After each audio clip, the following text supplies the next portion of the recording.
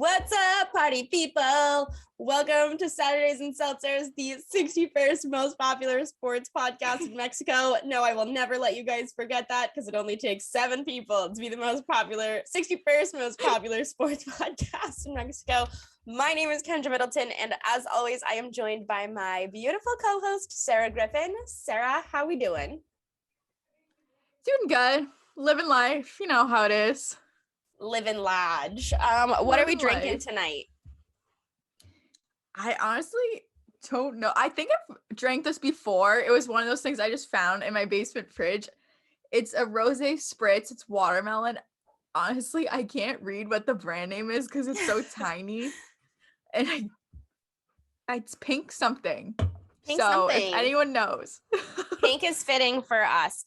I am drinking a 12's Rebel hard coffee. This is so not my jam, but my mom was like, if you don't drink this on the show, I'm disowning you. So here I am drinking it. It's not as bad as I thought it would be. It's 5%. It says it's warm and spicy. Don't agree with that. Malt beverage with natural flavor. I don't know. It's whatever. It's fine. It's like, I feel like I'm drinking a Dunkin' Donuts, like over sugared milk iced coffee, but like it's fine, whatever. I'm pre-gaming, going to dinner with my girlfriends here, so it's all good. Yeah. But last week we started a new segment which you guys seem to really like we got a lot of really positive feedback about it, so we're gonna keep it rolling. It's called High Low Hero, just so we can sort of sum up our week before we jump into the show. So Sarah, what's your high low hero? Oh, if you don't know what high low hero is, it's our high of the week, low of the week, and then our hero of the week. It's like an unexpected good thing that happened. So Sarah, what was your HLH this week? Okay, so my high was the last week I just haven't been feeling myself really. So I stayed in all last weekend and it was actually amazing. I just stayed in and watched the OC. I did not leave bed at all Saturday. Actually, Friday I worked during the day, just like working on an article, and I'm hinted working on a website. And then yeah, that was pretty much it, but it was nice. It was very needed. I have not done that in a while. It's good. I was expecting your high. I was expecting your high to be Taylor Swift. Not yet. That might be my high next week. I have to give it the full listen first. Fair. Then I actually had 2 lows, and they both. So as I'm sure everyone saw, I went to the Bruins game Tuesday. Yeah, it was Tuesday. So my friend gave me, my sister, these tickets, and so my friend's from out of state, and she bought them through Ticketmaster. Okay, so one of my lows is Ticketmaster. Fuck Ticketmaster. Because it was bought out of state, they flagged the tickets as fraud because she used her out of state card. Mind you, she's like a lawyer, and like her Ticketmaster counts through a law firm. Like it's not like some sketchy ass deal. And she transferred them to me. Like it worked out fine, whatever. Me and Lauren get up to the front because Lauren wanted to go to like warm ups because she likes to watch those. So we get there wicked early. Thank God we did. And like, nope, your tickets aren't scanning. You have to go downstairs to Ticketmaster. I was like, okay. And so we go down and they're like, oh yeah, it's flagged because they're bought out of state. And I'm like, how does that make sense? What about the people who are traveling here for the game? I'm like, first of all, they're playing the Ottawa Senators. What about people from out of the country that might be traveling for this? So I was like, okay, whatever. And he's like, yeah, but like we purchased like all this stuff. He's like, let me go in the back and try and figure it out. I was like, okay. We're there for like a half an hour, me and Lauren just waiting. He comes back out. He's like, we had to void the tickets, so you have no tickets. He's like, but your friend got refunded. And so then I was like, because I'm not good at confrontation, I can't fight with people. She's like, okay. So I like said to Lauren, I was like, should we just buy like balcony seats? They're like $30. And Lauren's like, I'm sitting ice side. Like we're sitting right up against the glass. Like I don't care. So I texted my friend. I was like, hey, like this happened. She's like, let me just Venmo you, because she's like, I did get refunded. She's like, I'll Venmo you and you can rebuy the tickets, because Lauren found the same exact fucking seats Ticketmaster put right back up. All of that just because she was fucking out of state. So that was one of my lows. Oh, it was very stressful. I was gonna say you should have just like bought the balcony tickets and then gone and sat in your seats. Well, that's what Lauren suggested too. And then my friend was just like, I'll just Venmo you. Like, she's like, I feel bad that happened. Yeah. I was like, don't feel bad. That's not your fault. But so that was definitely one of my lows. The other low actually came also at the Bruins game, as that stupid viral tweet I have that's like still floating around on like Reddit and shit and like Instagram. That The this tweet. boy, the boy from that tweet. I've never met him in person. Like, he's asked me like out, Wait, whatever, shut and up. then I was just That boy. yeah. Yes. And at that point, I was just like, oh, like I'm not really interested, because also it kind of just seemed like he was like doing it at this point because he's like, oh, the internet loves it, blah blah blah. I'm like, I'm not going on a date with you just because for the internet. So I was like, oh, like backing off. He sat directly behind us with another girl.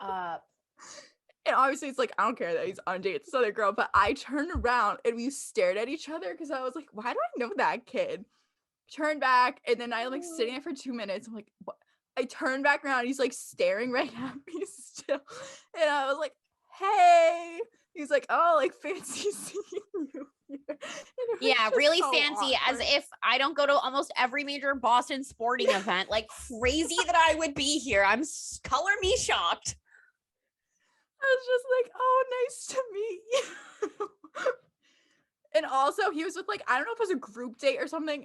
And I don't mind when people don't know much about sports. They're going, there was like some girls with him. I think it was the friend of his date or something. They were just being so loud. So like, I can't wait to go to Town Square after this. Like, well, and like, we're going to do this. Like, just getting so belligerently drunk. I'm like, how did you get these seats? Like, what a waste of money for you guys. They were not watching the game. I'm like, please shut the fuck up. Yikes. Okay, So hero. that was, yeah, I have two heroes. One, the NLL YouTube channel, because as everyone has probably figured out now, I'm trying to learn box lacrosse as quickly as possible as the NLL season approaches. So they have like a bunch of games on the YouTube channel, and I've just been watching a bunch of them. That's what I've been kind of doing with my free time. So that's one of my heroes. Second one, her name is Caitlin Johnston. She goes to Penn State. She's very into sports media. She's a college student. And so she's doing this project on like her class, like I think just like people in the sports industry. For some reason, she's like, oh, like, can I interview you? I was like, sure. But what really got me was she was like, yeah, I actually like started off just wanting to do baseball, but then I saw you do a lot of lacrosse stuff and that got me interested in it. So I guess she started doing lacrosse stuff now, and that just kind of made my week. I was like, wait, really? And that was just nice. It's so nice to hear. So that's my second hero. That just makes me want to like do this emoji. Right? Sorry if you are listening to this as an audio podcast and not on YouTube. You'll have to go check it out on YouTube. My high-low hero is kind of all over the place. So my high, I have two highs, two lows, and one hero. So my high is obviously seeing my mom. Twitter has been loving the content about my mom, which is like hilarious because like she's just so herself, which is so funny. Like she did a sake bomb the other night when we went to dinner because she was like that. So funny. I was like, how many likes for you to do a sake bomb? And she was just like, oh, I don't know. I was like 500. And she was like, that's a lot. That'll never happen. And it had like 1,000 likes in 2 hours. And I was like, yes, bitch, you're doing a sake bomb. And it was so cute. And then last night she was like making us charcuterie for dinner, and I like told her the shark coochie board joke, and she like she like laughed, but I couldn't tell if she was like laughing at me or like wanting to kick me out. It was just like you know what I mean? Like that. So that was pretty funny. And then my second high was Kendrick Perkins liked my tweet yesterday, and I know so many people don't like Kendrick Perkins, but I love him. My lows, I'm gonna do my lows. My lows are my neighbor's dog, my mom's neighbor's dog that hasn't shut the fuck up since we started recording, and this fucking squirrel right now. Can you hear that thing? Squirrel. Holy fuck. I can hear the squirrel. I'm gonna apologize now about my audio for this show because all these fucking animals. I can't sit outside because there's fucking animals. I can't sit inside because my mom's dog won't shut the fuck up. I'm like, I want to like yell at this thing, like, shut up. My other low, so as we all know, I, dabble in what the fuck? It sounds like you're in the jungle. This is insane, bro. Like, can you guys just fuck already? What is with this sexual tension? Jesus Christ. So as we all know, I like I have to cut this. This is unreal. Like unreal. I'm totally gonna have to cut this out. Thank God. It literally sounds like you're like the jungle. So as we all know, I sort of dabble in marijuana from time to time. I'm gonna kill this thing. And so the other night I was like kind of high on the couch watching a Subway commercial, and I like dug myself into this like brain hole, like of where the fuck does white meat come from?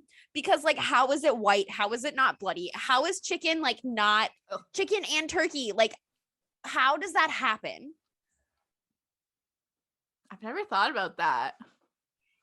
Like sliced turkey, just like none of it bleeds, but like red meat does. Like that's so fucked up to think about.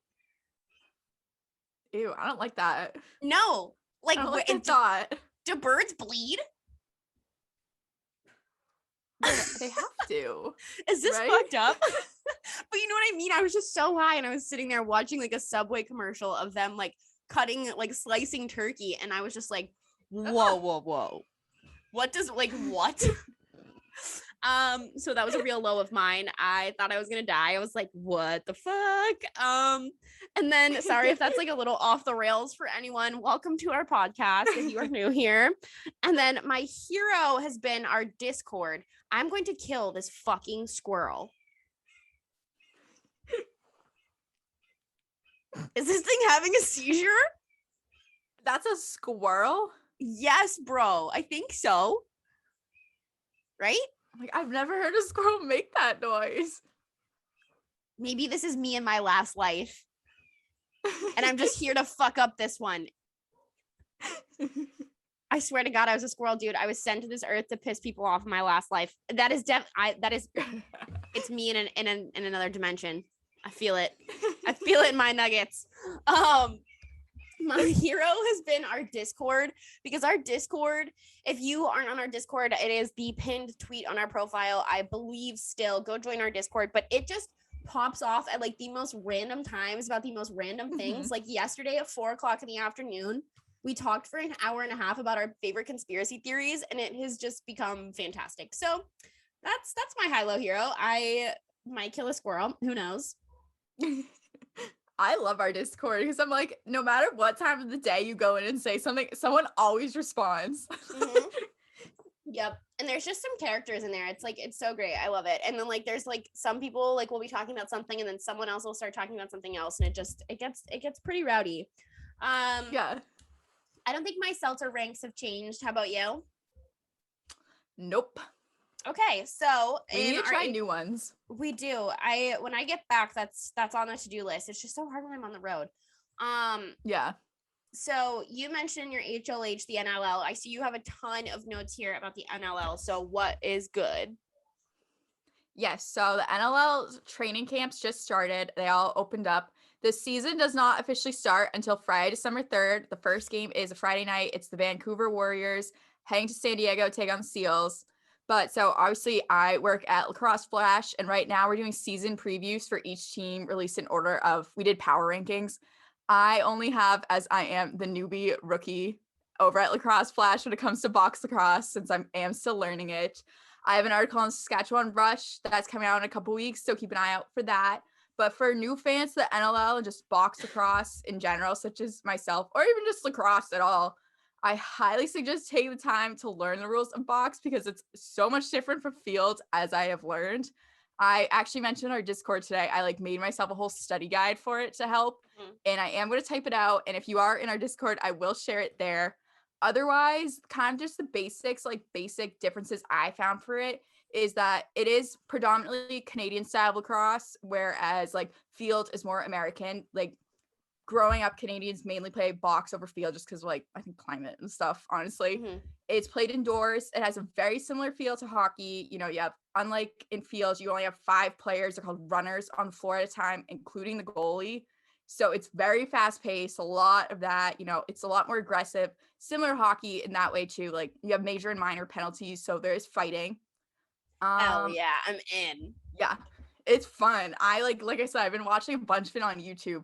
It's so much different from field lacrosse, but we will have a guest the week of face-off weekend who knows a lot more about it, who she can get a lot more into it. But as of right now, I did mention a while ago that everyone's homework to choose a team to follow along. So you guys have till December 3rd.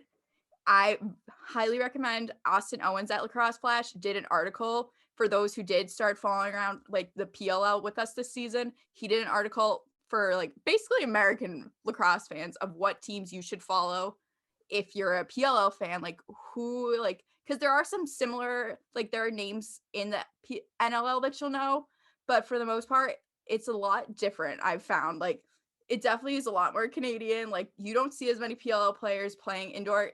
I think it's a harder game. Like they are very different, but it's just harder in general. And it's easier to translate box skills to the field rather than field to box. So it's a lot, but I want you all to pick a team just for the fun of it because it is exciting and we're going to have lacrosse again. So we love that. Heck yeah. Before we get into some Bruins chat, did you see my tweets with Matt Rambo this week? Yes, I did see that. So if you guys didn't see it, I obviously am a diehard Bucks fan, and don't give me shit because I have the jerseys of a lifetime of shittiness to prove it. Like I am like 25 years of Bucks fan, like my entire life. And so the Bucks account on Twitter tweeted the King of Philly with a picture of Giannis when they were playing in Philly. And I said thoughts at Matt Rambo, and like all of these people started to catch on, and he was like, don't disrespect Philly like that, blah blah blah. And then he was like, is it? And I like it all wound up like playing out, and I was like, you're the King of Philly. And it was just really funny because I love him. I thought about hitting him up while I'm home, but I don't even know if he's here. I don't know why. So if you're from Jacksonville, you know that like you know all the high schools around here. I know he's a high school coach. I don't know why I thought he was at Ponte Vedra, but I saw a picture of him at Bowles High School the other day. But I know he lives out at the beaches, so I'm curious where he is coaching or like working and those sorts of things. But I'm gonna be at Lynch's this weekend, so I may or may not see him there potentially. Hi, Matt Rambo. I know you're not probably listening to this, but hello. So that was my Rat Mambo. That's Rat Mambo. That's all his like social handles, and that's all I can ever call him. Yeah, and his Twitter is the same. So I just wanted to give out our shout out to him before we got into Bruins talk. I wrote down this in our show notes and Sarah really took it away. But before we get into it, I have to give a shout out to my friend Cam, our friend Cam. I met him through you actually, who is a friend of the pod, back to our Discord. So I was talking to my mom earlier this week and she was like, when you were at the game, we were watching the Bruins and my mom was like, who's the Bruins player that's always like tweeting you and stuff? And I was like, no one, like nobody, like the Bruins player hasn't talked to me in a long time. And my mom like went and pulled up Cam's tweets and was like, this guy. And I was like, Mom, that is not a Bruins player. And I just thought my favorite Bruins player. Cam is my favorite Bruins player, but I just thought that was so funny. So yeah, go shout out Cam, go follow him. But yeah, Sarah, how was the game? Oh my God, that was an awesome game. I don't know if it's just because I have never sat down there, so it's a whole new experience. I think the nicest I've sat is like club seats, which are also nice, but just being up against the ice was unreal. And I've like said, I was like, I will probably never sit in those seats again, so this better be a good fucking game. That was an aggressive game. I know you were watching, like it was wild. Me and Lauren were saying, like when they like are up slamming against the glass, I'm like you could feel it. I fucking love this. I want to sit here all the time. But no, it was a good game. You know, it started off not so hot in the first period, but I feel like they really stepped up in the second period. We got to see the Connor Clipson and Alex Formanton fight, which I guess so funny. The guy who, oh my God, they literally looks like they're about to kiss. They're like, I tweeted that fogging up. I was like, this is so weird. Yeah, this is so weird. But I guess that guy got COVID, so like, hopefully Connor Clifton's okay. Shut up. He tested positive after. Did have a huge, like this morning he tested positive. Yeah, because I tweeted and like, I know the Senators have a huge outbreak. Ooh, no, I hate that. Yeah, not good. But so I also noticed in that game, I don't know if you saw the press conference after, Bruce Cassidy talked about this, but during that game, I think it was by the third period, Taylor Hall, I'm trying to figure out if it was he got demoted to the third line or Jake DeBrusk got promoted to the second line. I think it was a demotion. Because Bruce Cassidy was talking about it and he was like, oh, like, yeah, like if you're not playing up to standards, then that's going to happen. But then also Jake DeBrusk has been playing so well that I was like, oh, maybe he's getting rewarded. But at the same time, Taylor Hall hasn't, which granted still so early in the season, so I'm really not worried at all about Taylor Hall right now. it's not like he looks invisible out there. He's just not playing up to standards. Whereas Jake DeBrusk, as I've been saying since the end of the last season, when everyone's like, just trade him, get rid of him, which I've said this before on the Locked On Bruins podcast. I was like, anyone who's asking for Jake DeBrusk to be traded at the end of last season does not know shit, because he was at the lowest value he ever has been in his career. You would not have gotten jack shit in return for him. But anyways, I'm very happy so far. The Jake DeBrusk redemption tour is working out very nicely. So I thought very he was happy going to for wind him. up in Seattle for like a hot second. See, I thought for sure it would be Clifton. Lausanne was my second guess, but I just thought they would want a return for DeBrusk, so that's why they're like, eh. Yeah. I have to say, shout out to him. Oh, yeah, go ahead. Oh, I was just going to say he gave Lauren a puck, so shout out to Jake DeBrusk. That's like the 5th time we've done it for her. We appreciate you. Lauren fucking loves you, so thanks. Jake DeBrusk, you'll never hear this. Ew. I was just going to say, I think, we talk about the goalie situation for the Bruins a lot on this show. And I mean, we both wanted Swayman at the beginning of the season, like thought that was their best chance to win. But I just have to say, I think that he saved that game. Swayman? Yeah. I agree. I think that was honestly his best game so far this season. Yeah, he played really well. I think he was put up to challenge. Yeah, he was challenged a lot that game. Yeah, I'm very impressed by him after that. I mean, you and I, like, we know hockey well enough to sort of, shoot the shit about it, but it's like at the beginning of the season and even now, I still believe that he's the answer to this.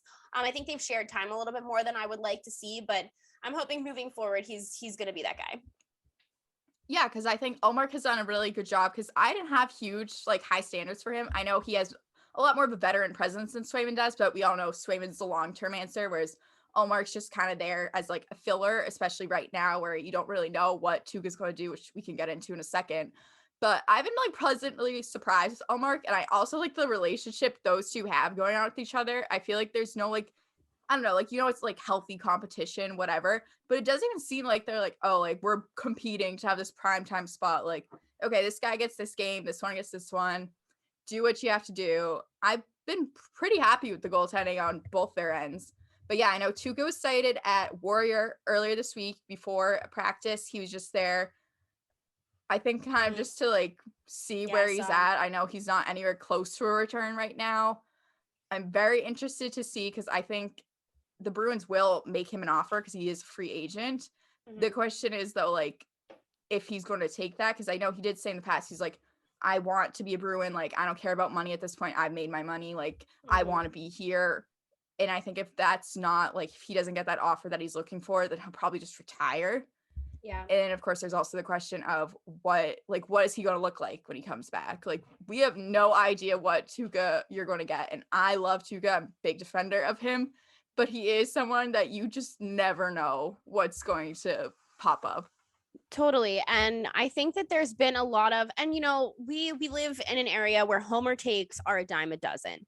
And as much as I love the Bruins, and I think that this roster is great, I feel like for so long in the preseason, in the beginning of this season, people have been like, oh, the Bruins could win the cup this year. The Bruins could win the cup this year. And it's like the same as your bullpen getting you through the month of October. Goalies are who's going to get you through that last stretch of the season in the playoffs and stuff like that. And it's like with just such a question mark on the goaltending, and with Tuukka having that experience, and Swayman kind of being their anchor right now and not having that experience, I think that that's just so premature at this point in the season, since we really don't know.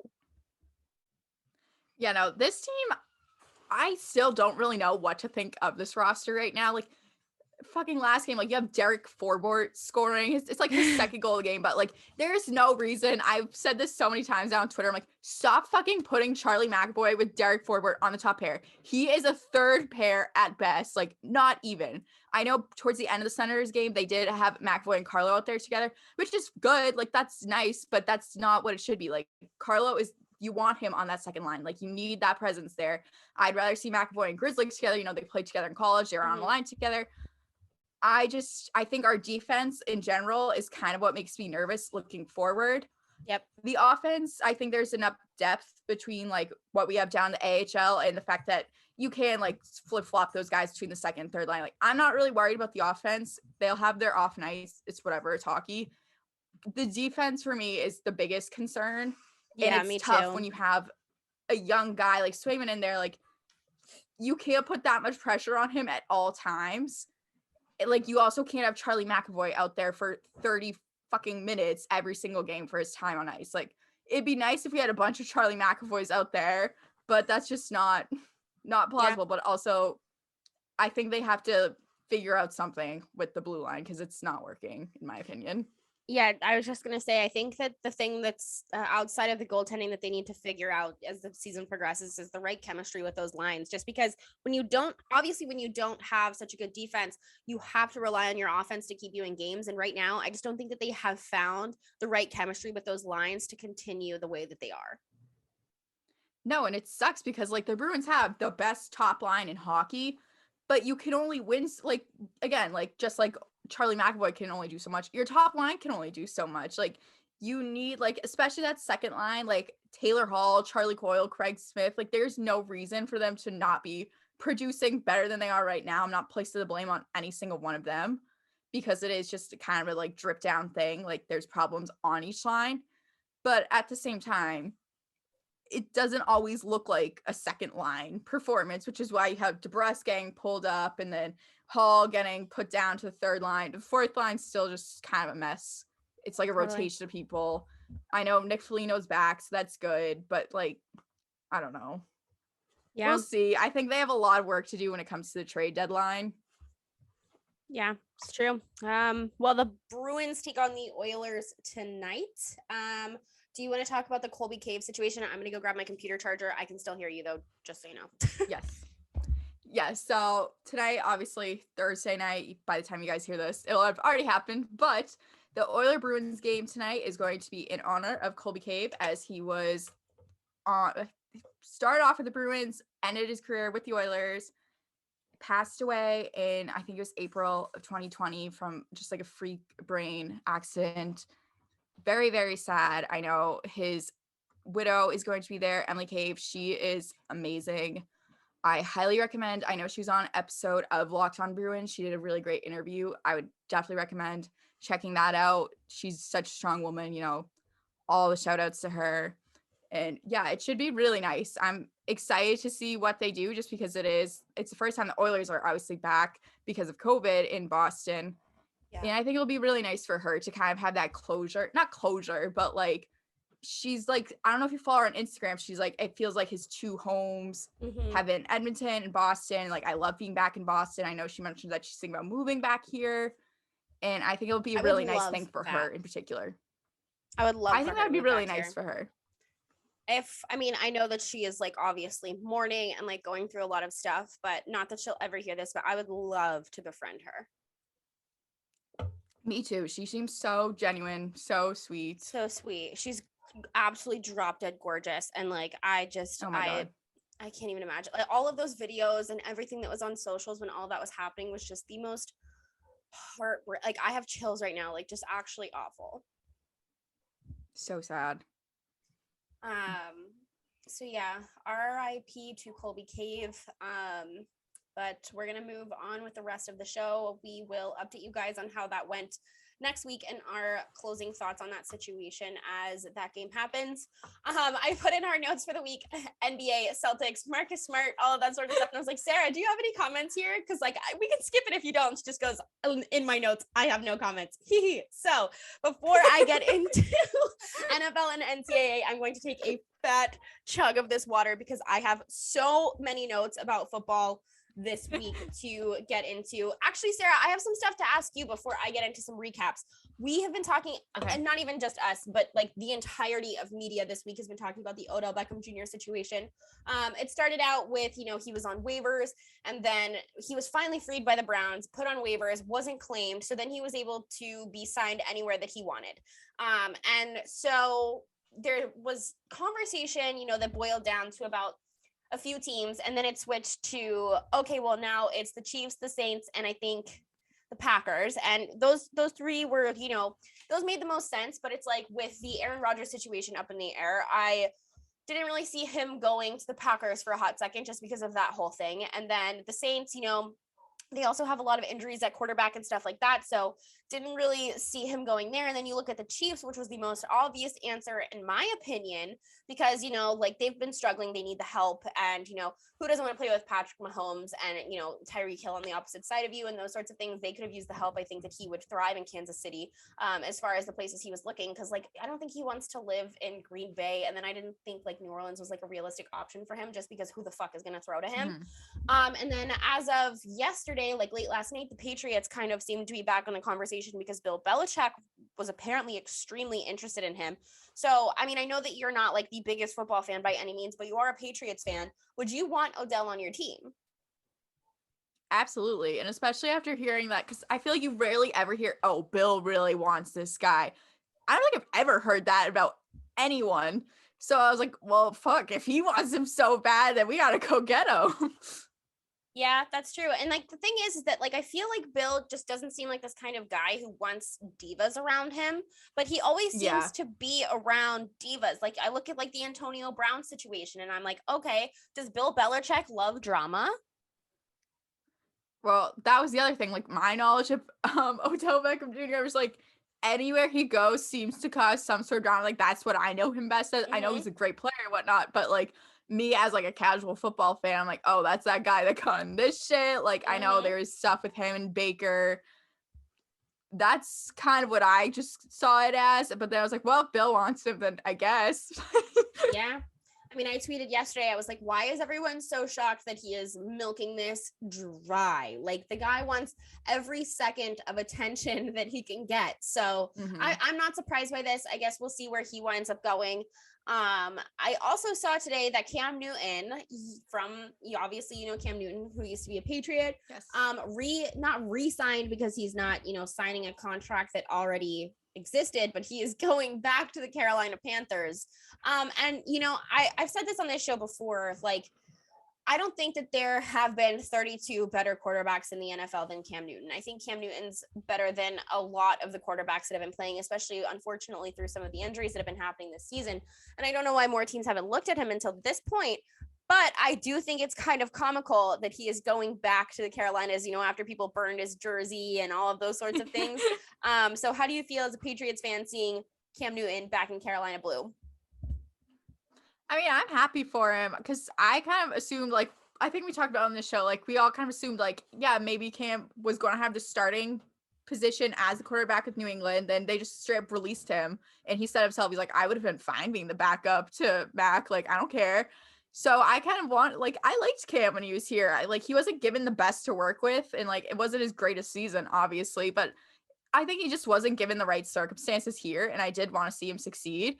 And I think it probably is a good feeling for him, not oh, I'm getting my revenge, here I come back to the Panthers, but I'm that's gotta be kind of satisfying for him. I saw a really funny tweet today from a friend of the podcast, Kaylee Allard. You know how he always does those weird typing texting things? She did that with him going back to the Panthers, and I thought that was pretty funny. So yeah, Cam Newton is back in Carolina blue. The only other comment I have on the prior week of the NFL before I get into what I'm watching this week and some NCAA stuff, the Jacksonville Jaguars beat the fucking Buffalo Bills, and our Josh Allen is better than your Josh Allen. You can suck my dick. So many people hated on me on Twitter for geeking out about this when they're it's one regular season win and you guys suck. It's I have to take this shit where I can get it. We just beat the fucking Buffalo Bills, who a lot of people have as their Super Bowl favorites, and a lot of people have your Josh Allen as an MVP candidate. So actually, my butthole, I hate all of you. I got so fucking drunk that night. I didn't go to bed until 3:30, and I had to get up at 7 a.m. and drive 6 hours, which turned into 8 back to Jacksonville to get my rental car back. So, you know what? It was worth it. And all I'd say is fuck you guys who are haters on the Jacksonville Jaguars. Although I'm kind of at the point now where I'm okay, can the Lions win 2 games and can we lose out so that we can get Thibodeau? Yeah. But whatever. it's worth it. We beat the fucking Bills. I realized, because I saw you're getting a lot of hate for celebrating that, and a lot of it was obviously coming from people from New England. why the fuck aren't you celebrating? Like, that helped the Patriots. Like, Yeah. why are you upset that she's Yeah. celebrating? I'm like, you should be too. I know so many people hated on me for that. And they like you said, we're all like Patriots fans. And some people were like, ugh, who cares? And other people were like, thank you so much. I had one guy who was a Yeah. Patriots fan Venmo me for a beer. So thanks to that guy in celebration. You definitely bought me a vodka Red Bull. But yeah, it was freaking sweet. So I can't believe that after last week, we are halfway through the like regular season though. How crazy is that? Is it really already halfway? Halfway. Shit, I didn't realize that. I know, how crazy. So the NFL, this is what I am watching this week. I'm watching the Saints at Titans game. I think the Titans are a good team, but in like a super weak division, obviously the AFC South isn't, it's not a great division, especially because like we expected the Colts to be a lot better than they are, and it's not like they're a shitty team. They're kind of a shitty team. And the Saints have had their struggles, but I do enjoy watching the Titans play good teams. Just to see where they're really at in reality, because when they do play good teams, they do play well, but it's also just like you guys don't play in the most respected division. So I do like to watch them play good teams, especially to see how they're going to play without Derrick Henry. It's like, it doesn't seem like with the 1 week they have been without him that it's been that big of a deal, but it's like, how long can you carry that through the stretch of the season? Just because he is like the most impactful player in the NFL, in my opinion. So I'm curious to see how that game goes. Browns at Patriots. Sarah, how do you feel about the Browns game? I feel like this is a very good matchup, and I think you have in notes, it's like a good kind of test, I think, for both teams, because especially at this point, I feel like it's a very even playing field, and like you said, it's going to be something that determines, like, it could be like the turning point for both these teams. Yeah, I put that in the notes. I think that like this is such a game where when your season boils down to it, it's like in the AFC playoff matchup, like this is such an important game, especially being halfway through the season. It's like, where are these teams really at? And it's like the Browns have bounced back from some struggles. Baker's playing really, really well. The Patriots are on a hot streak. So I did put in our notes that like if the Patriots really are considering Odell, I'm genuinely curious if Odell is really only considering the Patriots because he wants to play in a game, like his first game back against Baker, and be like, yeah, fuck you guys, like, look at me now. But I think it could be a sort of, I think that it could fuck up some seeding depending on who wins this later down the road. So I'm really excited for this game. I think that it's going to be a good one. I think the most dramatic game of the week might be the Seahawks-Packers game, because I'm so here for the Russell Wilson and Aaron Rodgers drama. So Russell Wilson is cleared to come back this week, I believe. And obviously Aaron Rodgers is kind of up in the air. He is eligible because of COVID protocols to come back this week, but he did say on the Pat McAfee show earlier this week, he doesn't really know what's going on with that. So I honestly don't even know if he had any remorse about what actually happened with him. I saw that the Packers organization was fined $300,000 and him and a teammate were fined $15,000 for going to a Halloween party without team consent. But I don't know. I'm kind of here for this drama. I'm sort of rooting for the Seahawks, even though my mom's a Packers fan. Sorry. But yeah, I'm also curious. Aaron Rodgers is one of those guys where I feel like oftentimes he doesn't let the media or things people have to say about him get into his head. But I'm curious if just because this has been so much drama and he, potentially could have like really hurt people by giving them COVID, especially because he wasn't following protocols and stuff. It's like, you and I are media members. How would you feel if someone, was falsifying their vaccination status and not wearing a mask in a press conference and talking to you? Well, I know I saw something the other day that said, I guess he was like surprised and like upset by the backlash he was getting, which I was like, what did you think was going to happen? And I think what he was just focusing on was that like people were like, oh, like he lied about his or not even that he lied about his vaccine, that he was like, well, I want alternate, whatever to the vaccine. I don't think that's what people were mad about at all. It was like you said, like he could have seriously like put people at harm, like you don't know who's at higher risk than others, And I think that's what it boils down to. And I don't think he fully understands that. He's just like, well, you just don't agree with my outlook on it, which like, whatever. Like we've talked about it so many times. Like it's at the end of the day, it's your decision, whatever. Yeah. No one's really mad about that, I don't think. Like, no, not and they just both got a slap on the wrist. So it's whatever, like fine wise, but I don't think he understands like that has actual consequences to it. Yeah. I think that he's just like one of these people that thinks, I'm Aaron fucking Rodgers. The rules don't apply to me, but that's not true. I did see a tweet that I think I have later when we're set to talk about him again, but I'll say it now that if the fine for him and his salary was equivalent to someone who makes $80,000 a year paying a $4 fine. Can you believe that? That sounds about right. Yeah. Like, good that job, checks NFL. out. Yep. And I'm the biggest NFL fan that there is. If you listen to this podcast even at all, it's like we cross on a lot of things. Like, we can talk about a lot of the same things, but you are the baseball girl and I'm the football girl through and through. And it's like, I just hate how the NFL handles their business sometimes. It's really disappointing, especially because like people could have gotten hurt. This is a very serious time to be alive. But my last game to watch this week, I am going to be going to a watch party for the Jaguars, so I will be watching that game. I feel like I don't have to say that, but my last game to watch this week is Chiefs at Raiders, because I feel like this is the who is actually good game of the week. Mahomes was actually officially taken out of the Madden 99 club this week, which is kind of crazy to me, but I think deserved. And then what the fuck is wrong with Travis Kelce? Ever since we partied with him, he has, I have him in fantasy. I didn't take him first overall, but I took him late first round in my fantasy draft. And I'm like, he has not performed, which, when you play fantasy football, you bet, you gamble, you draft a team, and sometimes people pan out and sometimes they don't. And that's okay. They're human, but it's like, not even from a fantasy football perspective, like he just has not performed for his team, but honestly, neither has Patrick Mahomes. But this is just the biggest shock of this season. But the Raiders, they have so many distractions and they're actually a good team in their division. So it's like, what is happening here? I didn't realize that Travis Kelce hasn't been doing so hot. I know the Chiefs in general have just not looked like themselves, but yeah, Travis Kelce is like probably in the bottom quarter of my fantasy team performance. So it was just crazy because he's usually just so automatic. And the reason that I took him as early as I did, because taking a tight end that early is stupid unless it's Travis Kelce, just because before this season before there was, those sort of standout tight ends that people weren't really expecting. The talent drop off is just so significant there. Whereas, with quarterbacks, running backs, wide receivers, those sorts of things, it's not the same, but like that talent drop off at that position is just so different. So that's been a little bit of a disappointment to me. So we'll see where that goes. NCAA thoughts of the week. The selection show was Monday night. And I know a lot of people don't think that Cincinnati deserves to be in, but I definitely do, because like the point of any season, doesn't matter what sport it is to be undefeated. And Cincinnati is undefeated.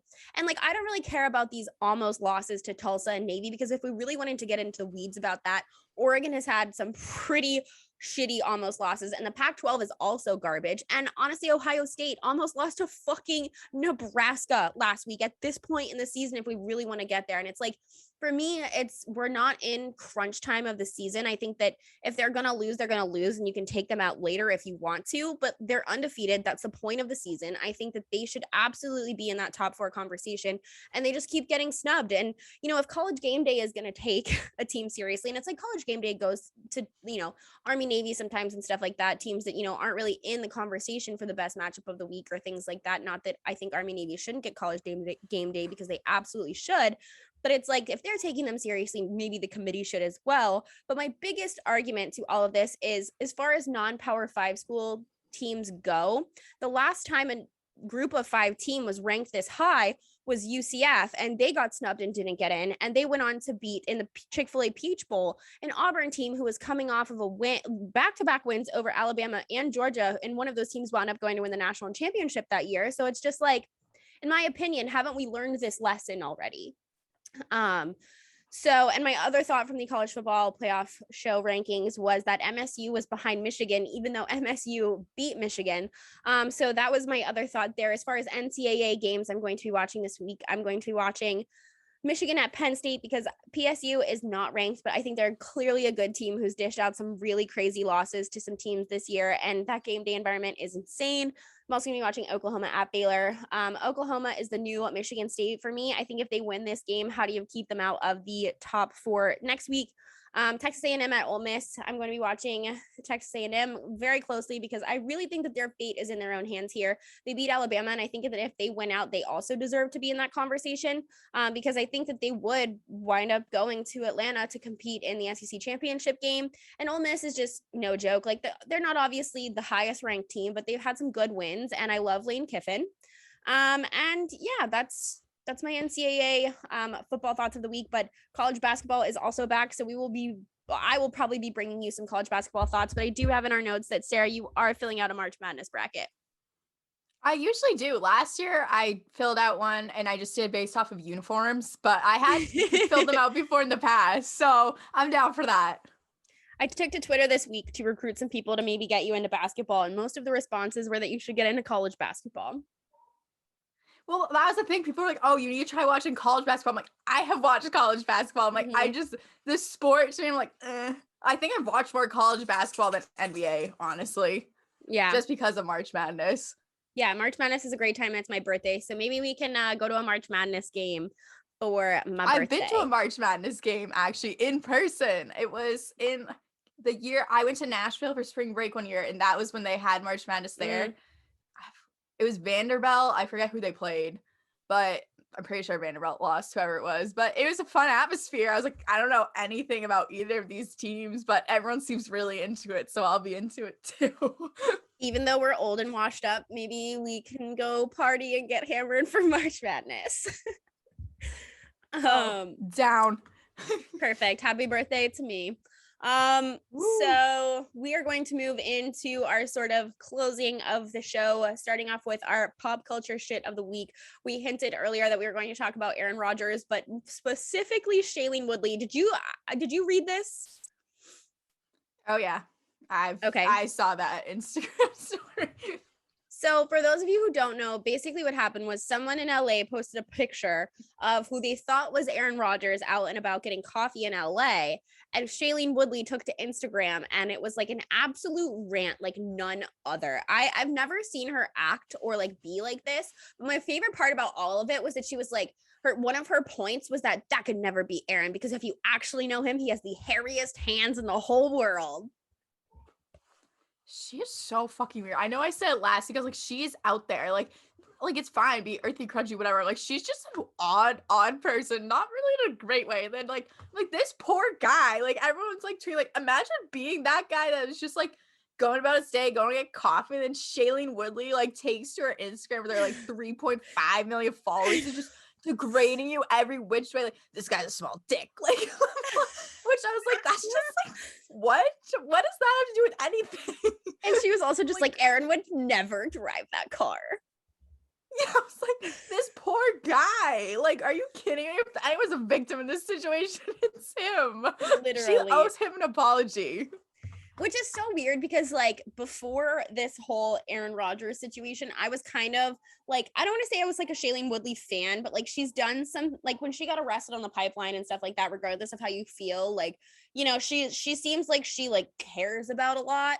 And I didn't hate her because she seems like she cares about things. And it's like, no matter what side you fall on, like if you care about something and you're passionate about something, oftentimes, as long as you're not like supporting like rapists and murderers and you're not a racist asshole, like I'll support you for being passionate about something, whether or not, you know, whatever line I fall on. So I was like, you know, I really like this girl, you know, whatever. And then all of this happened and she's like stuck through Aaron Rodgers through all of his like lying and didn't say anything. And now this, and I'm just like, okay, maybe you're not the person I thought you were.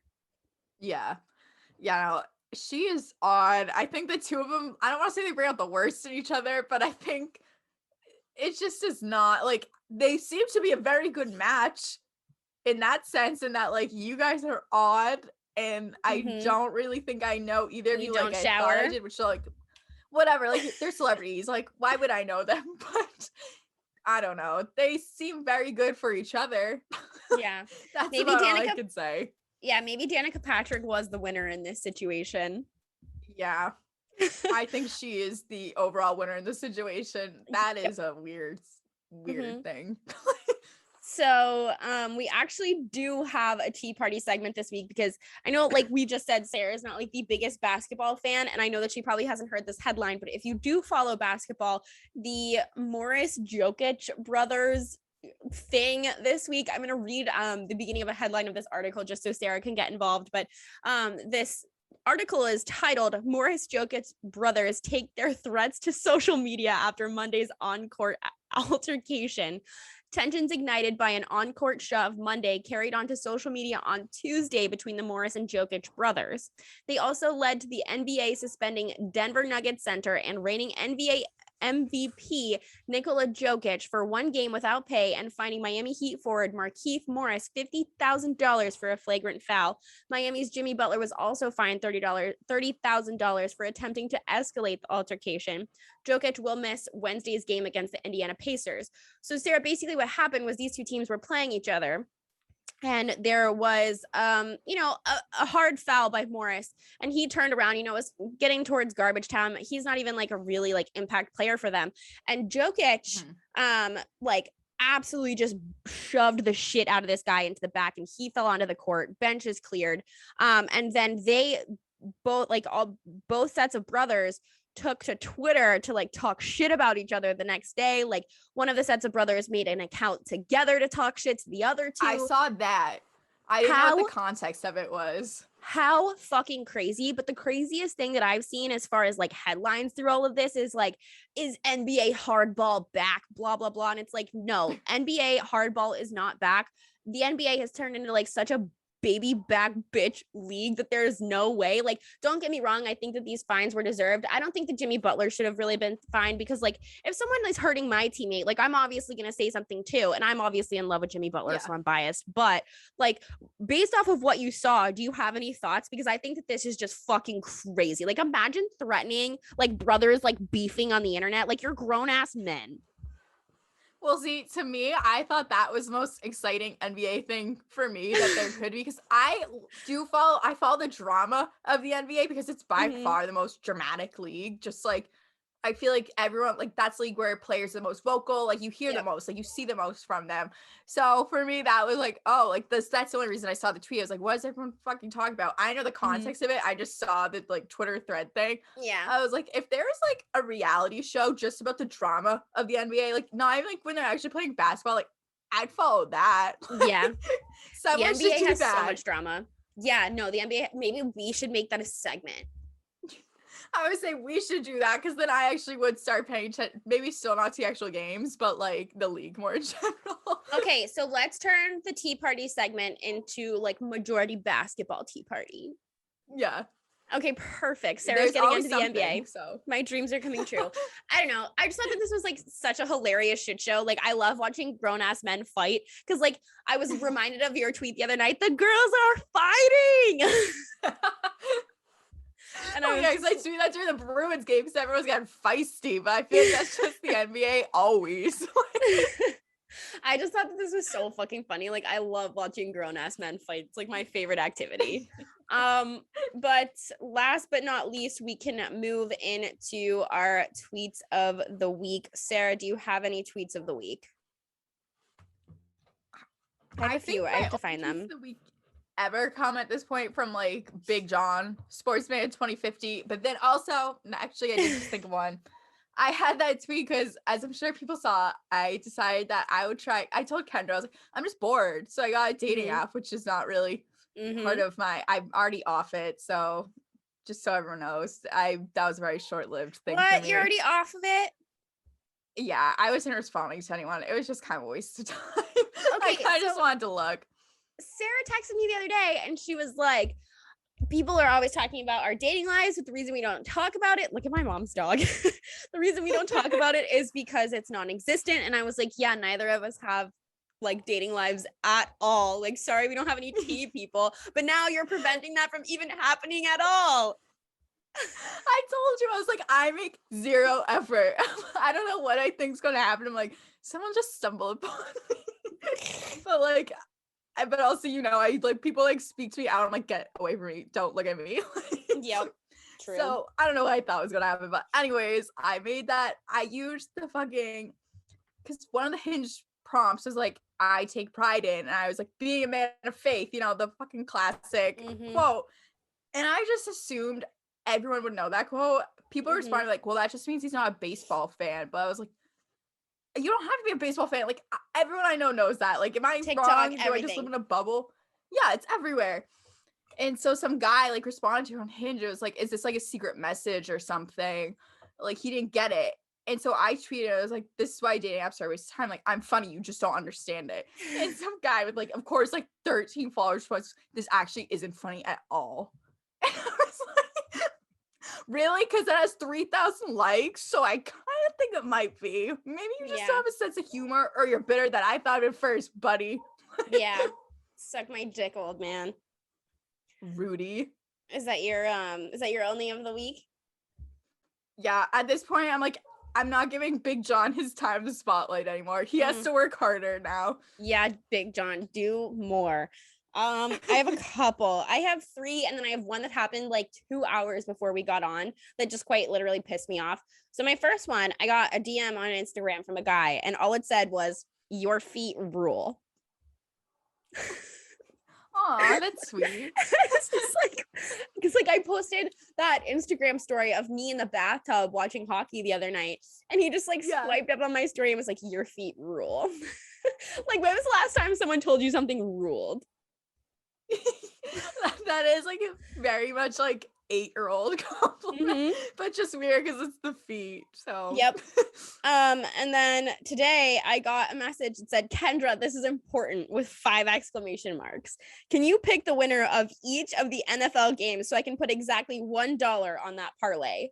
Like, bitch, the fuck? I am not going to put in that much effort so that you can put $1 down on a parlay. That's what I do. If I ever were just betting, I'd be like, I'm gonna put $1 down and see where I go. Like, are you fucking shitting me? No. So I just thought that was funny that was like the expectation. And then yesterday I like tweeted something because I don't know about your parents, but like my mom eats like 2 meals a day, and I'm like, I lift weights, like I need 4 meals, 3,000 calories a day. Like I need I need food. And I tweeted yesterday and I was like, why am I always starving? And 2 people asked me if I was pregnant. And some guy just said "prego?" ? And I quote tweeted it and I said, "What is wrong with people?" Middle finger emoji. And he goes, "Well, you don't have a good sense of humor." And I was just like, yeah, I think it's really fucking funny that you are asking me if I am pregnant. Also, I think you have to be like sexually active to get pregnant. And unless I'm like fucking Mary reincarnated, that is impossible. Thank you. I feel like the like 2 biggest rules are you should never ask a woman her weight. You should never ask her if she's pregnant. Like, what do you mean you don't have a sense of humor? That's like basic knowledge. You don't ask that question no matter what. Even if you're like, know for a fact someone's pregnant, don't fucking ask that. Yeah, it's like, even if I am 9 months pregnant and look like I stay strapped with a goddamn watermelon, shut your whore mouth. Exactly.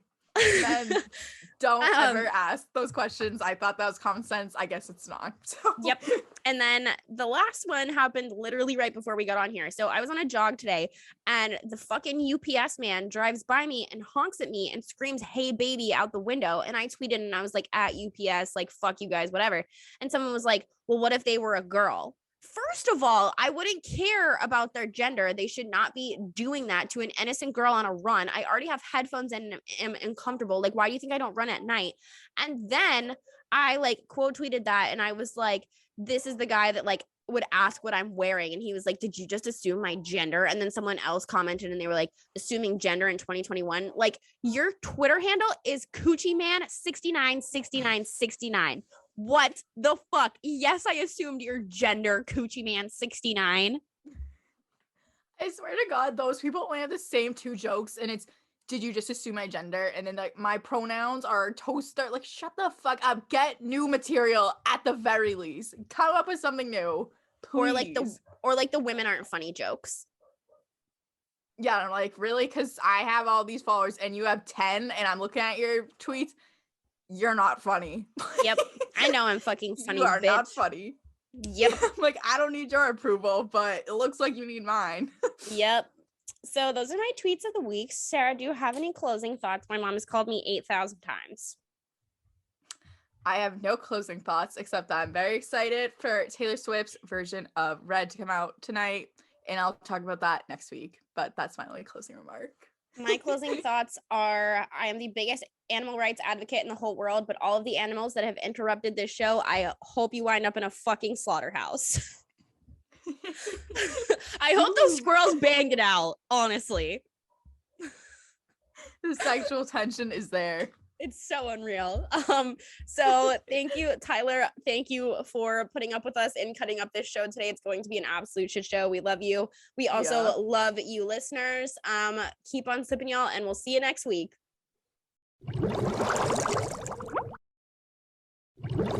What's up, everybody? We are here now with the one and only Gabrielle Starr. You can follow her on Twitter at GFStar1 and on Instagram at Starry Night. She is pretty much the woman who has her hand in every pot. Gabrielle, what are you doing these days?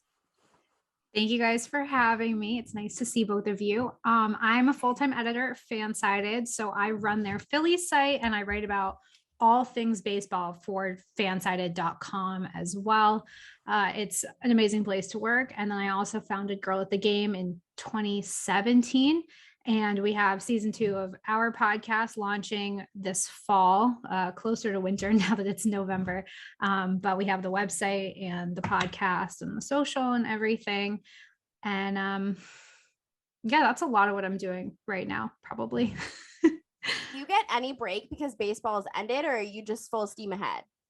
No, actually, off seasons are in some ways busier for me because Fansided does a lot of, speculative and kind of not like rumor tagging, but we do a lot of like, these players would be the perfect fit for this team, hot stove coverage, all that kind of stuff. So like right now, for example, I'm writing about 6 outfielders that the Phillies should be signing because they let go of Andrew McCutchen. And then I'm writing about them hiring an executive away from the Tampa Bay Rays because the Rays have an amazing farm system and the Phillies have one of the worst. That's one of their biggest problems. So lots and lots of off-season coverage, actually probably more because it kind of lasts longer in the fast-paced world than, this player did this in an 162 game season. It's old news by, 3 innings later when they get their next at bat. So totally, for sure. So I found out that you are actually a Boston native today, but you are originally from/born sort of in New York. So can you tell me a little bit about your childhood and how you got into sports and how you fell in love with baseball? Yeah, for sure. It's actually fitting that we are recording today because it's the day after my dad's birthday and he's the person that got me into sports. I was born in New York, but we moved to Boston when I was 1, and both of my families are from Boston. My 103-year-old great uncle, my dad's uncle, grew up supporting the Boston Braves and the Boston Red Sox went to Boston Latin, right in Roxbury, heart of Boston area. So I grew up down the street from Fenway. My mom's law firm had season tickets. So I would go with my parents and my little sister every single summer. We'd go to a bunch of games. And if there were concerts at the ballpark, I could hear them from my bedroom window, which was awesome. But at the same time, it's a really weird way to find out that your mom knows the words to a ton of Backstreet Boys songs because she'll hear them through the window and then just start dancing into your room, singing all I Want It That Way. But my dad's a historian and he grew up going to Fenway with his dad, and he would just at bedtime, it was, you can either have a Jewish history story or a baseball story. And I went to Jewish school all day long. So I was like, I'm good. Thanks. Tell me a baseball story. So he would talk to me about watching Carl Yastrzemski in the World Series or Johnny Pesky getting screwed over in 1946, Babe Ruth getting traded. He had 1,000 player cards. We would play Stratomatic. And for breakfast, one of the things that he would offer to make us was eggs the Ted Williams way, which apparently is just adding some milk to the eggs when you're scrambling them before you actually pour them into the pan. I don't know. It's really good. So huge baseball household. And yeah, here I am. That's awesome. Are you an only child? No. So I have a little sister. She's also a baseball fan, not as big as I am. And she's an early education teacher in Israel. But my favorite thing about her baseball related is that for years, even though we told her that scientifically it would be impossible for a foul ball to get hit into our seats, she brought a baseball glove to every single Red Sox game. And it was like not even like a good one. It was like this novelty glove from a bar mitzvah party. It was a silver baseball glove. Like it was fabric and everything. Like you could theoretically use it. But it wasn't like something that a player would actually use. And she would bring it like no matter what. And finally one day, it kind of made me sad actually. Finally one day she kind of realized, I feel like it's like when you realize Santa Claus doesn't exist, she just gave up and she's like, it's not happening. But yeah, she would bring one to every single game. It was really cute. That's so funny. I feel like you guys are so lucky that you get to share your love of sports with your sisters and like you guys got to grow up like that. Cause Sarah too, she has a little sister that we went to a game with this year. And like, I feel like they're really special to have that bond to go to Bruins games and stuff. But for me, like I got into sports because I like wanted my dad to like me more than my brother who was like an athlete. Oh my mom got into sports because of her older brother, because he didn't have anyone else to hang out with when they moved to Boston. And so he just was like, you're basically a boy. You're going to play all these sports with me. You're going to do all these things with me. And he was 6 years older than her. He was like a teenager. She was like a shrimpy little kid. And he would be like, all right, we're going to go ride our bikes down this giant hill. We're going to go like play baseball till our arms fall off. It was like, she was a total tomboy. So I have two parents that were into sports, and it's very funny because my mom will text me what she thinks is breaking baseball news, but it'll be like 7 hours old. And I'm like, or she'll email me something. She'll be like, did you see this? Like the Aaron Rodgers thing. And I was like, well, yeah, mom, I'm at work. It's like 10 a.m. on a Tuesday morning. So of course I saw it. Like I'm on Slack and everyone's freaking out. But I think it's the cutest thing because she, for a long time, was like kind of wary of like, ooh, you're going to like, I think you could do it. But like, are you sure this is what you want to do? Because it's hard to be a woman in sports. Mm-hmm. And now she's like totally leaned in and she'll be like, I can't believe Alex Cora pulled this guy after only like 80 pitches. I'm like, oh, like we're at the ALDS game. She's like calling each of all these pitches. She's like, look, another slider. I'm like, damn, mom, I'm really proud of you. Like you can't see inside the house, but you're calling all of his pitches. Like, I don't really understand how that works, but it's great. That's amazing. I kind of gave Sarah free reign here to ask all the baseball questions because like I told you off the record, I love baseball. I'm not a Red Sox fan. I'm a Giants fan. And it's like I can talk about it. I know the entire team. I know the lineup and stuff like that. But when it gets to the postseason and who's going where and all of those sorts of things, I can't get into the weeds as much. So I let Sarah ask all the questions and I will chime in when I can. Hit me. Yeah, I have quite a few questions. Okay, so obviously you mentioned with FanSided, you already are diving into like free agency and just the hot stove in general. So my first question is just, are there any free agent targets you're looking at for the Red Sox this off season that like you think would really add to the roster? Yeah, there's a couple. So Andrew Chafin for the bullpen, he has spent most of his career in the National League. So there is a little bit of like a lack of experience that you would think might be disadvantage. That's not a real word. Not an advantage. I can't get the right word. So I'm just going to quit while I'm ahead. You would think it might be, oh God, it's just one of those days. I was like half asleep 2 hours ago. It might be a bad thing. It's also a good thing because it means a lot of American League batters won't have faced him. He does have not a ton of experience against the American League East, but he's got like 9 games of good ERA level pitching against the Yankees. And then he has a 0 ERA against the other American League East teams that the Red Sox have to face 19 times in the season. So if you add him to a bullpen that has Tanner Houck and Garrett Whitlock, presuming Houck isn't in the rotation, and then you figure out whatever's going on with Matt Barnes, that is a filthy, filthy bullpen. And I don't think we have said filthy bullpen about the Red Sox in a good way in like 3 years, probably longer, considering how often Cora used starters during the 2018 postseason as relievers. My thing is I don't want Kimbrel back. So Chafin, I like either Gosman, I'm sorry, or who was the other guy I wrote about the other day? I wrote about a different starter. Marcus Stroman. If they don't bring back Erod, I would really like to see Stroman here.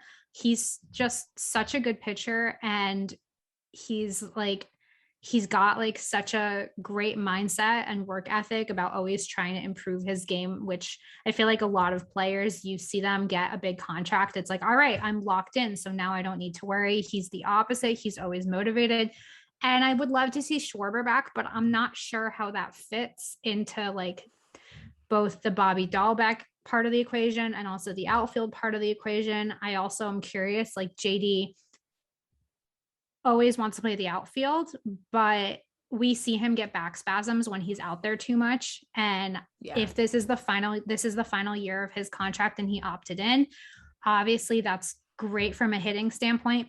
But I mean, his bounce back year from 2020, like it was good. It wasn't hitting above 300 for average good like he was the first couple years he was here. Like there's still more that he can do to improve and kind of get better, but he's also getting older. So that's another reason why I'm really pro signing Schwarber, who's 29 years old. He totally revamped his swing last year, you know, a year of him being fully healthy. We saw what he did in June when he hit something like 16 home runs in 19 games for the Nationals. Like big Schwarber fan. I have no Boston accent, as people can tell. But I just feel like he's kind of like a Boston kind of guy, you know, despite being from Ohio, but that's fine. We'll just pretend he's from Waltham, which is actually where I went to high school. So I like that a lot for him. No, yeah, I agree. I feel like he's a really good fit, just not just on this specific roster, but just like the culture of Boston. It's a vibe. And he's a vibe. It really is. He so is. He like ate it up so quickly. I love it. And like, I was very surprised that JD ended up staying. With I was kind of like, not like 100% sure, but I just figured with how things are going to be opening up with like the DH, I just assumed he would be leaving. I was like, oh, then we could just sign Schwarber, bring him in. Because I know Bloom said they're still in talks, and they still are. But now it's kind of like, okay, what do you do with Dahlbeck? Is he going to be on the trading block? But then also like you have Tristan Costas, who's going to be ready, I would assume, within the next year.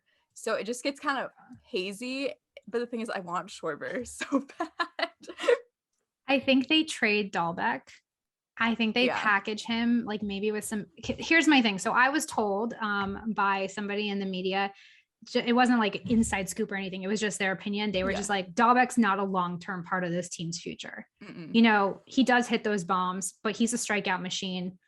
He's not particularly talented defensively. They can do better. If they want to be a championship team, they have to do better. I think one of the things that they can do is they can trade him. They don't have a bumper crop of prospects, but they have enough. And if they bundle them together, I mean, we saw Dave Dombrowski bundling the hell out of prospects a few years ago. Look where that got us. If you give a guy like Dahlbeck to a team in exchange, maybe for pitching or whatever, or just to kind of get prospects back to continue bolstering your farm system, you clear the path for Cassis, or, you know, you have Schwarber there for a while. You also kind of platoon. The thing with all these guys is they share the same position. And there's also the idea that if you move Rafael Devers to first base, he won't make as many errors because it's a significantly easier position to play. I mean, they had David Ortiz playing first base. So let's be honest here.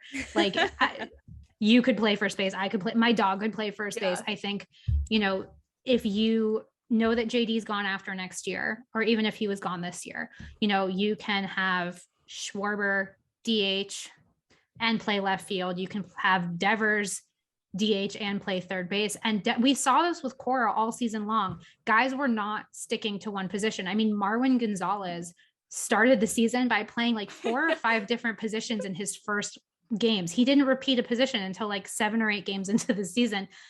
Cora likes doing that because it throws opponents off their game. If they don't know where someone's going to be, it's a lot harder to predict how the game is going to go. And it's kind of like a little bit of a guerrilla warfare tactic of like, you're just hiding people everywhere. You're switching up your lineups. You're doing all this kind of crazy stuff.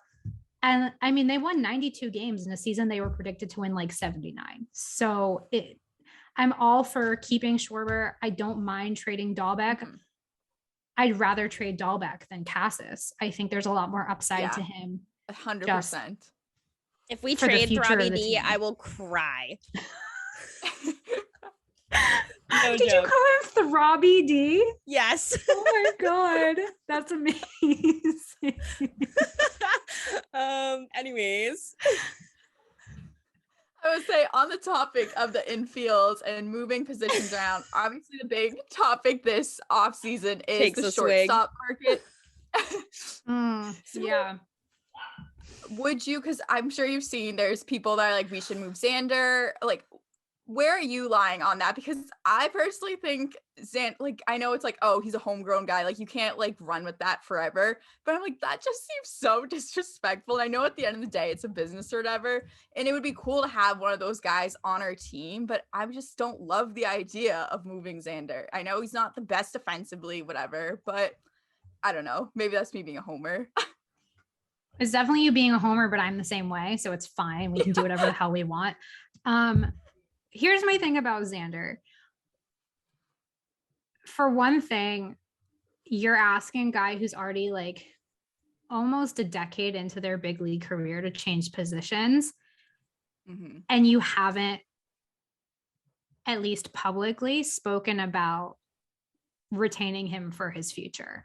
And I covered Pedro Martinez has a gala every year, like for his foundation. So I was there covering it, Kendra, with your roommate. And we were talking to Pedro, and he's raving about Xander, and he's saying that he thinks Xander should not opt out of the final year of his contract, but that he's the kind of player that the Red Sox should keep in Boston for his entire career, which, like, we know people don't really do that anymore. Like, even Clayton Kershaw is a free agent right now, for God's sakes. Like, there is no like longevity. There's no Ted Williams and Carl Yastrzemski just playing here forever kind of thing anymore, which I personally don't like, because it just shows you like how quickly people are to discard kind of older players for like the newest model. It's like, you know, I just, there's no loyalty. There's no, like, it's like, thanks for the memories. Bye-bye. You know, even David Ortiz, like when he was in the last like 5 or 6 years of his career, he's watching them give Pablo Sandoval like $20 million a year to do nothing. And he would take discounts every year when he was a free agent because he wanted to stay here when other teams would have given him more money. And it wasn't until the last year of his, like, that he told John Henry that he was planning on retiring, that he said, we will give you whatever you want to retire in Boston. That man never made more than $17 million in the year. Yeah. And he's David frickin' Ortiz. So I think Xander's the kind of player, both on the field, in the clubhouse, you want him here forever. I think it's fair to ask him to move to second base if you are making the commitment to keep him here for the entire year. If you're going to be a snake about it and you want to move him for like a year so you can sign someone like Carlos Correa, and then you're just going to be like, bye-bye when he's a free agent. Yeah. I think that's a terrible move. I think it's an awful look. And personally, for me, I've always been more like of a Xander fan than a Mookie fan. Me too. If they say goodbye to Xander Bogaerts, if they let him walk, if they do anything, like, that's what's really going to hurt me. Like, it pissed me off how the Mookie thing went down, how they mismanaged their financials, but I understood it, especially when he went and signed his big deal with the Dodgers. But with Xander Bogaerts, like, he already was the one who approached them about an extension 2 years ago. He was the one that went to them. He's like, I want to be here. I want to get it done. And he's a Boras client. Scott Boras doesn't do extensions. He's the kind of guy, he wants big free agent contracts. You see it right now. Like, he is the guy who's running so many of these free agent contracts. And he wants the highest average annual average value. He wants like the longest, he wants his clients getting paid. He wants himself getting paid. And he was sitting there at that conference when they announced his extension, and that man was pissed. He was like grumpy. He was flat out grumpy. And you see it because Xander is a better hitter, not a defender necessarily, but he's been one of the best offensive shortstops in baseball for like half a decade now. And the numbers are there. And the numbers that he's getting paid compared to someone like Lindor or Correa, vastly different. And that tells you a lot about what Xander's going to go for if he does hit free agency. But I think the Red Sox should just be like, look, if there's anyone we should be paying, Xander Bogaerts, Rafael Devers. That's it. Everyone else, just about whatever. Yeah. You pay Devers. He murders Yankees. Are you kidding? Yeah. I'm like, he's got Garrett Cole quaking in his boots. Are you kidding? You give that guy $1 million per minute, which is actually kind of what some of these player breakdowns go through. I did the math on someone's once, and it was like $400K per at bat or something. I was like, I'm so poor. I can't even imagine. Every time this man breathes, he makes like 10 grand. like having fuck it money is like the ultimate goal, I think, for anyone. But that is just Dude, beyond my fucking money is money. actually filling up the gas tank in the car all the way instead of just like, I'm gonna get $15 of gas. That's my fucking money. Yep. It's like me ordering like a double like sugar-free Red Bull at the bar instead of a single. Thank you. It's the extra guac on your Chipotle. It's like, I know, I don't care. That is like, and this is why millennials will never own houses, because we buy guacamole, or it's just because the world wants us to be poor and miserable forever. You know, either one. Yep. We won't even get into that because there's some people who probably won't like our opinions, but there's so much. Even my mom, who's like an adult woman, and like is a secure financial person, because it was a lot easier to be one of those when she came up in the world. She looked at me one day and she's like, I'm so sorry. I don't know how you're ever going to have anything. And I was like, that's really depressing. Thank you so much. Like, I know, but you don't have to say it. It's true. I just got a notification that we have 10 minutes left in this meeting. Do you want to just do 2, or I think I actually have unlimited Zoom. Maybe we'll just get through the rest of the baseball talk and then we'll see where we're at. Yeah. Okay, Sarah, because I think, Sarah, you only have a few more questions, right? Yeah, I would say I just have one more question, honestly. Okay. Hit me. Okay, so I don't know if you saw, I'm sure you did, that MLB yesterday released a way too early preseason power rankings. And they had the Red Sox at 9 with the Yankees at 7. Obviously, all those power rankings are usually bullshit regardless. But I was just like, how? Like, I feel like the Yankees have a much more difficult offseason than the Red Sox do, just like decision-wise, like roster building. You know, like they're coming off another failed playoff run under Boone. Like, they have all these decisions to make at all these different positions. Like, they have no one really like long-term at this point. Like, the Red Sox roster, for the most part, like, yeah, there's a few spots like you need to figure out, like first base and the bullpen and whatnot, maybe an extra starter. But for the most part, like, we're kind of built to last at this point. The Yankees, not really. So I was just wondering what your take was on that, because I just found it very bizarre that the Yankees are at 7 in that. So first of all, I even made it into like some kind of I don't know if you call it a meme, but I just put it in our chat. I put a picture of my dog giving serious side eye to this power rankings, because I agree. This is, first of all, it's misleading, because it says the final power rankings of 2021, but then it also says preseason power rankings. We've barely started the off season. Like, there have been almost 0 moves made to actually add players, only to like release free agents. So I don't know how you could actually accurately assess anything about the preseason when it's like barely the off season. Like, the World Series was literally a week ago. But the fact that the Red Sox are getting like insulted like this, and the Giants too, first of all, it's kind of like they said, okay, we have to put the Braves number 1 because they won the World Series. And then it's like, why don't we just choose our favorites and just like go from there? We get it. You love the Dodgers. Congratulations. Like, how is this fair? Dodgers at 2. I'm like, the Dodgers have a lot of question marks too. They have a like, lot we of don't know questions. what Like, their roster is going to look like. Scherzer, even their rotation. Dustin May recovering from Tommy John, won't be ready. Scherzer free agent. Kershaw free agent. I don't even know. Well, Bauer, garbage human free agent. I don't really know like what the deal is with them. The other thing is, as rich as they are, eventually the luxury tax comes for every team. I mean, we saw this with the Red Sox. Like, they spent and spent and spent for like 4 years, luxury tax. The Dodgers are going to be in the same boat, because they have, like I said, a starting rotation problem and a bullpen problem. They let Joe Kelly go. Kenley Jansen is a free agent. You know, they have a lot. Corey Seager's gone, but presumably that'll be Trey Turner. You know, but they have a lot of questions too, and it's going to require money. So eventually they're going to be at least either going to have to decide, do we pay the very expensive luxury tax, or do we just be fiscally responsible for once in our lives? I think it's an insulting list, but you see a lot of favorites. I mean, I'm glad that the White Sox got the respect that they deserve. Yeah. But like, Astros, Yankees, Rays, like, congratulations on your bias. I think it's bullshit. I can't disagree with you there, but since we don't have fuck it money and Zoom is yelling at me, couple more questions for you. Unless Sarah, do you have anything else about baseball? I think that covered it all, like free agency wise. So I'm good.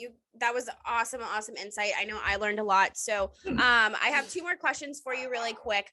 First questions are, what is your favorite seltzer? Because we have to ask everyone that like when they come on our show, just because we are a seltzer show. Okay, so I'm drinking this one from Press right now. It's actually not my favorite flavor, but this is definitely my favorite brand. Speaking of fuck it money, this is definitely like one of the bougier seltzers I've ever had. So this one is pineapple basil. It's a premium alcohol seltzer. But the one that I like better actually is they have like an apple cinnamon one. And I like it both by itself because it's not too sweet. It just tastes like an apple. But I also mixed it with ginger ale as like a cocktail, and it tasted like fall. It was so perfect, like the cinnamon and the ginger and the apple mixed together. And then a friend of mine actually added Fireball to that for their version, and they said it was amazing. But Fireball is like that you know how everyone has a college alcohol that reminds them of a time that they died. Fireball is that alcohol for me. So I would probably do it instead with like Wild Turkey American Honey. Which I love. But other than that, this brand is probably my favorite. Well, we'll have to follow them because we've heard so many new brands that we've been able to like interact with and stuff. It's actually been really awesome. And then I think our last weekly questions are, what is your piece of advice for girls inside and outside of this industry? Ooh, okay. Well, I mean, this goes for girls inside the industry and out. Is the number one thing is you need to believe in yourself. You cannot go looking for external validation because a lot of times you're not going to find it. And if you live and die by other people's either positive or negative opinions of you, you are going to be an unhappy person because you're either going to be continuously seeking the positive validation or you are going to be continuously destroyed by the negative. And it's just unhealthy. You really, especially being a woman in sports online, you got to learn how to log off and just live your damn life, because I promise you there is so much more to life than what people say on the internet, especially because people don't actually know you on the internet. And then for sports specifically, my dad gave me this advice actually, and it's stuck with me for like years now. He said that as a woman, you are going to need to be 600% prepared to seem as prepared as a man who might be 60% prepared. My dad is like the king of tough love. He's got all these mantras. That's one of them. 90% of life is showing up. You get nowhere if you don't show up. And the world doesn't care about you. It's tough, but it's true. And it's important because if you go through life thinking you're the main character, you're going to find out a lot of people don't even know your show is on. It hurts, but it's true. So true. So the better thing to do is just to live a life that you're proud of and work really, really hard. And to also just find time to not work at all, because I feel like we romanticize hustle a lot, especially in this industry, because the only way to really separate yourself from the pack is to hustle, and to get the very few opportunities that are offered to us. But there's also something really important about just like turning everything off and like reading a book or going for a walk or just putting in headphones, putting your phone on airplane mode and like doing your own thing. It's like something I'm really bad about, especially because I work from home. I'm like, I'll work until 11 p.m. just because like I can. Yeah. And last night I didn't do that. And I was like, oh my God, this is amazing. This is so unfamiliar. Just like making sure like, yeah, you're not the main character in this world, but you should at least at home treat yourself like the main character a little bit and like take care of yourself, because most other people aren't going to care enough to do it for you. As hard as that is to hear. And also sports are amazing and enjoy them. Like just because you work in them, don't forget to, like Sarah and I went to a game and it was a terrible game. But we had a good time because we weren't working, and that's important too. So that was a lot of different things, but we had that's okay. Time clock. Yeah. So that's great advice. I love the stuff about your dad. Thank you so much for joining us. Don't forget, you can follow her on Twitter at GFStar1 and on Instagram at Starry Night 64.